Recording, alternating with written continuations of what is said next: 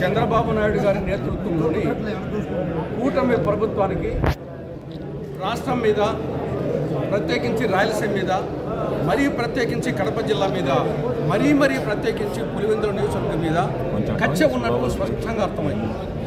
దానికి ఉదాహరణ ప్రభుత్వ వైద్య కళాశాల దుస్థితి. కూటమి ప్రభుత్వం అధికారంలోకి రాకముందు గత ప్రభుత్వం 17 ప్రభుత్వ వైద్య కళాశాలను మంజూరు చేసింది. అందులో 6 ప్రభుత్వ వైద్య కళాశాలలు ప్రారంభమయ్యాయి గత ప్రభుత్వ హయాంలో. ప్రస్తుతం ఈ సంవత్సరము పిడుగురాళ్ళ ప్రభుత్వ వైద్య కళాశాలను ప్రారంభించాలని ఈ గవర్నమెంట్ నిర్ణయించింది. ఇక మిగతా 17లో 6 గతంలో 1 ఇప్పుడు అనుకున్నారు. మిగతా 10, ఆ 10లో పులివెందుల, వెనుగొండ, మదనపల్లి, ఆదోని, మార్కాపురం, బాపట్ల, పార్వతీపురం, అమలాపురం, నర్సీపట్నం, పాలకూరు, ఈ 10 ప్రభుత్వ వైద్య కళాశాలలు కానీ మంజూరు చేయడం జరిగింది. ఇవి ఈ 21 నెలలుగా ఎక్కడ వేసిన గొంగలు అక్కడే సొంతంగా ఉండే పని, ఒక్క పని జరగలేదు. అందులో మన పులిందులకు సంబంధించి ఈ కూటమి ప్రభుత్వము అధికారంలోకి రాకముందు దాదాపు 47 ఎకరాల 58 సెంట్లు, దాదాపు 100-150 కోట్ల రూపాయలు విలువ చేసే భూమిని వచ్చేసి ఈ ప్రభుత్వ వైద్య కళాశాలకు అప్పగించడం జరిగింది. రెండవది 412 కోట్ల రూపాయలు ఖర్చు చేయడం జరిగింది.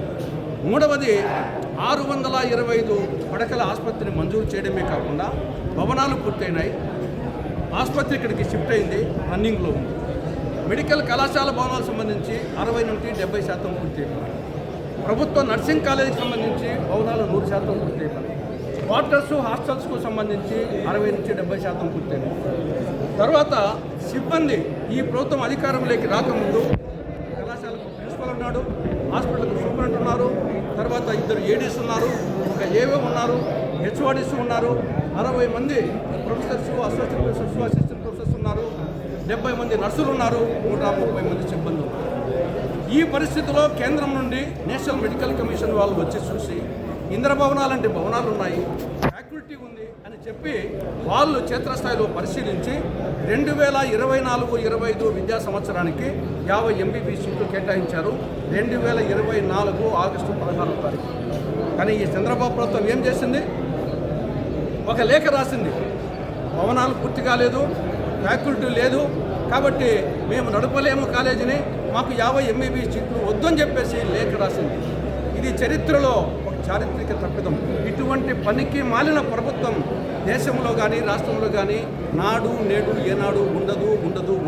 ఇచ్చిన సీట్లు మాకు 50 చాలవు, 100 కావాలి, 150 కానీ అడగాల్సింది గురించి ఇచ్చిన 50 MBBS సీట్లు వద్దని చెప్పడం జరిగింది.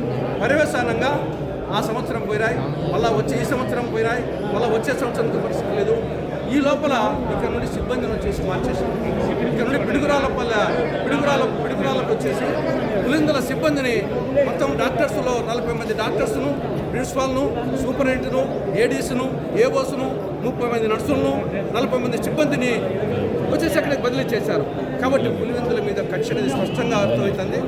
కాబట్టి ఏ విధంగా అయితే పిడుగురాళ్లను ఈ సంవత్సరం ప్రారంభిస్తున్నారో ప్రభుత్వ రంగంలో, అదేవిధంగా పులివెందులతో సహా మిగతా 10 ప్రభుత్వ వైద్య కళాశాలను ప్రభుత్వ రంగంలోనే ఈ సంవత్సరమే 2026-27 విద్యా సంవత్సరంలోనే ప్రారంభించాలి, లేకుంటే మీ పతనం ప్రారంభమవుతుందని చెప్పేసి కూటమి ప్రభుత్వాన్ని హెచ్చరిస్తున్నాం.